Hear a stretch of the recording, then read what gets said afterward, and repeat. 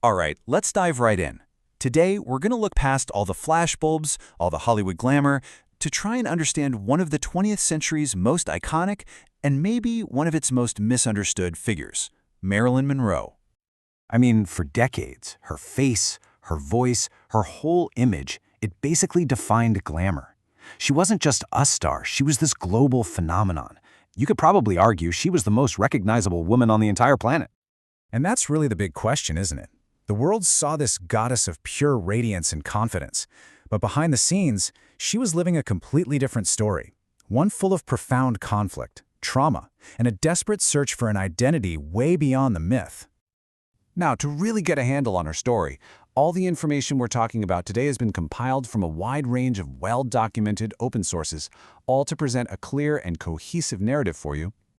Okay, so first, let's look at that glittering public persona. You know, the one the studios so carefully built and the one the entire world completely fell in love with.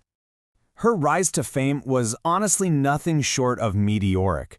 After showing some serious dramatic talent back in 1950, by 1953, she was just unstoppable. She had this incredible string of massive hits, Niagara, Gentlemen Prefer Blondes, and How to Marry a Millionaire, and boom, she becomes her studio's single highest grossing asset.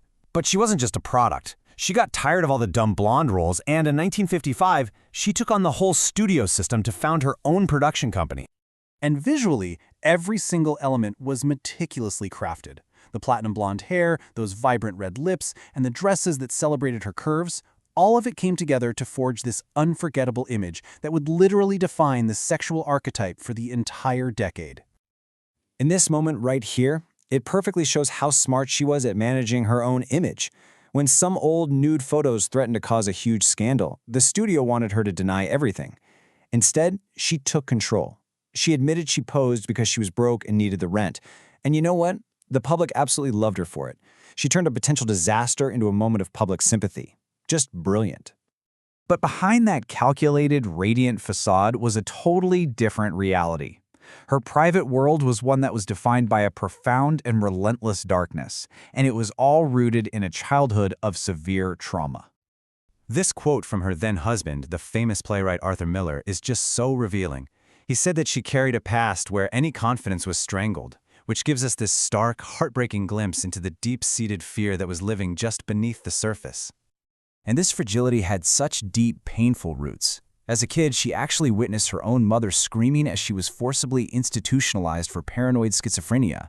That event left her an orphan, shuffled between foster homes and the Los Angeles Orphans Home. On top of that, she battled the lifelong effects of abuse, and privately, she really struggled with a stutter and dyslexia. All of that trauma forged this core belief in her that really became a double-edged sword, that her beauty and appeal were the only reliable assets she had. It was a survival mechanism for sure, but it also created this really toxic dependency on the very public image she was trying so hard to control. So this is where those two worlds, the public radiance and the private darkness, just smashed into each other in a constant, painful struggle. Just think about this contrast for a second. On screen, she was the world's most watched, most desired woman. But in her heart, she was still that rootless child from an orphanage, feeling this profound and inescapable sense of isolation, even at the absolute height of her fame. You know, she fought so desperately to be seen as more than just an image. In her private life, she was this voracious reader of heavyweights like Tolstoy and Dostoevsky. She moved to New York to study method acting with the legendary Lee Strasberg. And yet, the media and Hollywood just refused to see her as anything other than a sexual stimulant, and they just dismissed all of her intellectual ambitions. This duality, it just extended to her sense of power. Professionally, she was brave enough to form her own production company and take on the most powerful men in Hollywood.